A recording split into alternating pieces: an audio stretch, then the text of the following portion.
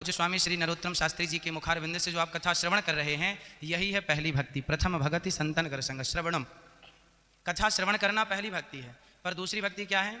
एक कदम आगे, कथा सुनना पर श्रद्धा से सुनना, प्रेम से सुनना, जिम्मेदारी से सुनना, फॉर्मेलिटी नहीं, बड़े भाव से सुनना। रति मतलब प्रेम के साथ कथा श्रवण करना दूसरी भक्ति है। दूसरा रति मम कथा, भगवान के कथा प्रसंगों में अत्यधिक प्रेम हो, हम श्रवण करें पर उस कथा में हमारा अत्यधिक प्रेम हो। ऐसा प्रेम हो कि जब स्वामी जी कथा सुनाएं तो हमारे सामने वह सुनाई हुई कथा सामने चित्र के रूप में उतर आए और हमें ऐसा लगे कि हम भी उस लीला में हैं। जब आप सुनेंगे, गिरिराज जी का पूजन तो हो ही गया, जब आप सुनेंगे ठाकुर जी ने गिरिराज जी उठाए हैं तो वहाँ सारे ग्वाल वाल गैया मैया सब पहुँचे। तो जब सब पहुँचे तो अपन यहाँ क्यों बैठे रहें, अपन भी उसी छत्र छाया में चलें। भाव ये हो कि हम भी वहाँ पर हैं और हम भी उन ग्वाल वालों के मध्य में उपस्थित होकर ठाकुर जी का नित्य दर्शन कर रहे हैं। ऐसी कथा श्रवण करना दूसरी भक्ति है। गुरु पद पंकज सेवा तीसरी भगति अमान, गुरुजनों की सेवा करना, सेवा तीसरी भक्ति है। आप माता की सेवा करें, पिता की सेवा करें, गुरुजनों की सेवा करें, आप जरूरतमंदों की सेवा करें, सेवा जहाँ है वो तीसरी भक्ति है। चाहे पत्नी अपने पति की सेवा करें, सेवा किसी की भी आप करें। परहित सरिस धर्म नहीं भाई, पर पीड़ा सम नहीं अधमाई, परोपकाराय सताम विभूतया इत्यादि। परोपकार से बढ़कर कोई धर्म नहीं है। जब माता सीता का हरण रावण ने किया तो जटायु कूद पड़े, पता था कि मैं पक्षी हूँ, नहीं लड़ पाऊंगा रावण से, पंख इत्यादि कट गए, फिर भी कोशिश तो की। वो सेवा है और सेवा के बल पर जटायु के पास स्वयं भगवान राम आए, उन्हें जाना नहीं पड़ा कहीं। तो सेवा सबसे उत्तम है। बहुत कठिन है माना कि, पर कर लेने से जीव मात्र का कल्याण हो जाता है। लक्ष्मी जी सदा भगवान श्रीमन नारायण के चरण दबाती हैं, सेवा है। श्री लक्ष्मण जी हमारे यहाँ धर्म की 4 प्रकार की व्याख्या की गई है। श्री संप्रदाय के अंतर्गत आप सभी ये व्याख्याएं, जैसे गोपियां सब छोड़ के आई हैं, पुत्र छोड़ दिया, पति छोड़ दिया, जबकि एक तरफ रामचरितमानस में माता अनुसुईया कह रही हैं कि एक ही धर्म एक व्रत नैमा, काय वचन मम पति पद प्रेमा। पति की सेवा करना परम धर्म है। पर वहाँ पे गोपियां पति को छोड़कर आ गईं। यहाँ लिखा है कि परम धर्म सेवा करना है, वहाँ लिखा है कि छोड़ के आ गईं। इसको समझने के लिए धर्म की सारी व्याख्याएं समझनी पड़ेंगी।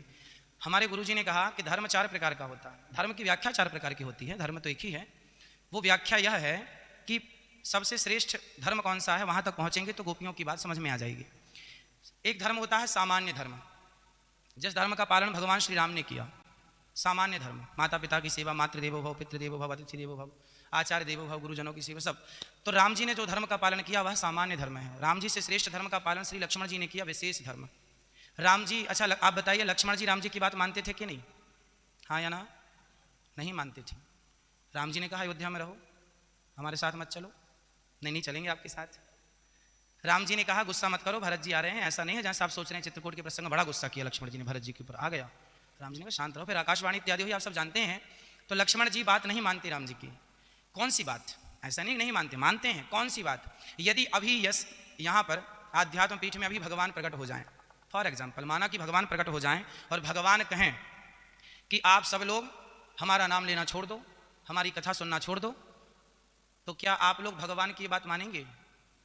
हे प्रभु, हम आपकी हर बात मानेंगे, पर आपको छोड़ने की बात आप ही कहेंगे तो हम आपकी ये बात नहीं मानेंगे। तो श्री लक्ष्मण जी का धर्म राम जी से बड़ा है, विशेष धर्म है। सामान्य धर्म राम जी का, विशेष धर्म श्री लक्ष्मण जी का। फिर तीसरा धर्म है विशेषतर धर्म है श्री भरत जी का। क्यों?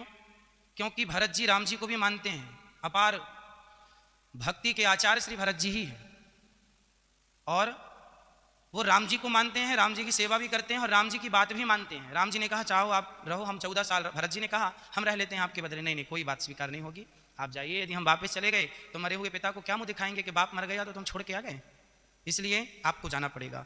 तो विशेषतर, चौथा धर्म जिसका पालन भरत जी ने किया, विशेषतर। चौथा धर्म है विशेषतम धर्म का पालन श्री शत्रुघ्न जी ने किया। भागवत जी में आप सब जानते हैं, दासानुदासो भवितास्मि भूयः, यदि उसकी जीती जागती कोई उदाहरण है तो श्री शत्रुघ्न जी महाराज का है कि दासानुदासो। भरत जी तो राम जी के दास हैं, पर शत्रुघ्न जी तो श्री भरत जी के दास हैं। राम जी ने कहा शत्रुघ्न जी से जाओ सीता माता को जंगल छोड़ के आओ, सीधा मना कर दिया शत्रुघ्न जी ने, मैं नहीं छोड़ता।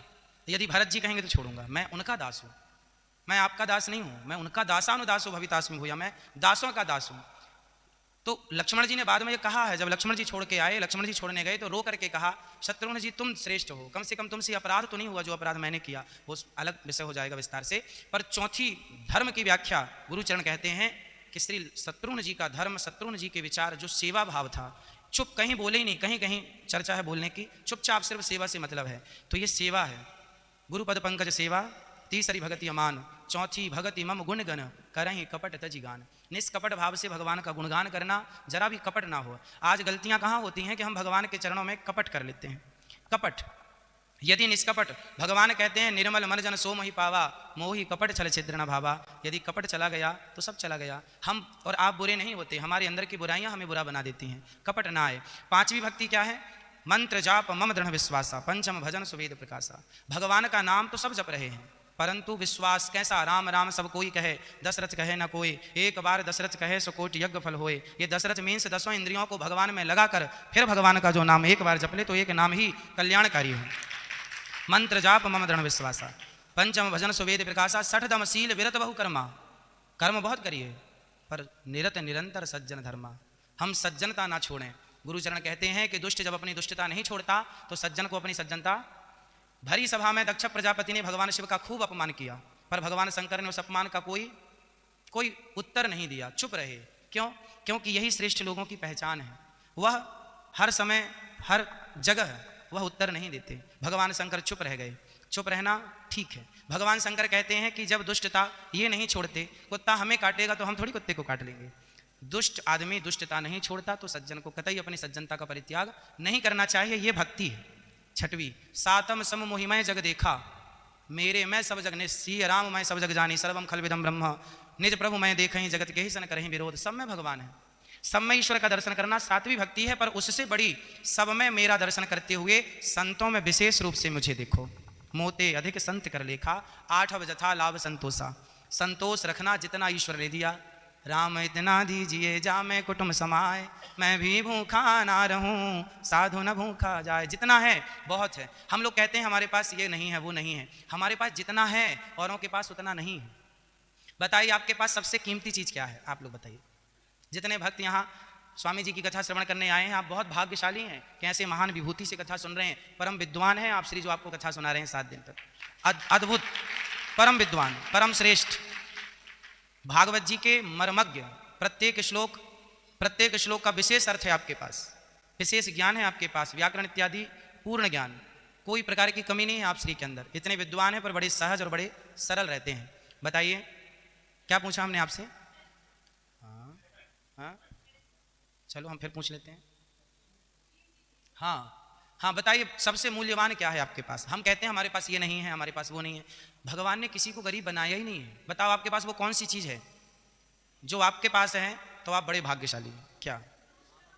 फिरत सदा माया कर प्रेरा, काल कर्म स्वभाव गुण घेरा, कबहु किन्नर करुणा कर देही, देत ईश बिनु हेत स्नेही, फिरत सदा माया कर प्रेरा। अर्थात बड़े भाग्य मानुष तन पावा। ये जो मानव का तन है, 84 लाख योनि, कितने परेशान, बंदर कुत्ता बिल्ली कितने परेशान करते हैं। इसलिए हम दुर्लभो मानसो देहो देहि नाम क्षण भंगुरा। बड़े भाग्य से मानव का तन मिला है। इस तन की सार्थकता है भगवत प्राप्ति।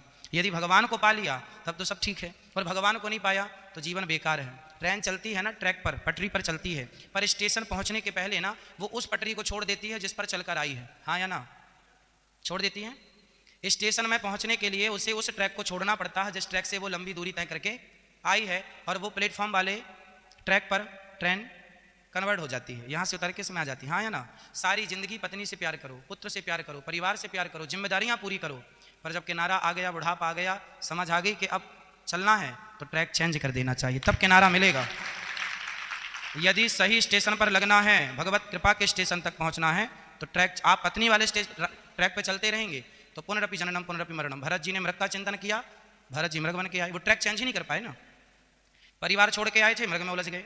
पुरंजन उपाख्यान की भी यही चर्चा है, पुरंजनी में उलझ गया, फिर स्त्री बन के आ गया। मिलाकर कुल मिलाकर क्या निकला? ट्रैक चेंज नहीं कर पाए। इसलिए हमें और आपको क्या करना है? ये सारी कथाएं सुनने की ही नहीं है, सीखने की हैं कि उन्होंने ट्रैक चेंज नहीं किया तो हमारी क्या दुर्गति होगी। तुलसी मृग संयोग से भरत धरे मृग देह, तुलसी उनकी कौन गति जो घर घर करत स्नेह। भरत जी ने तो एक मृग में मन लगाया तो उनकी दुर्गति हो गई।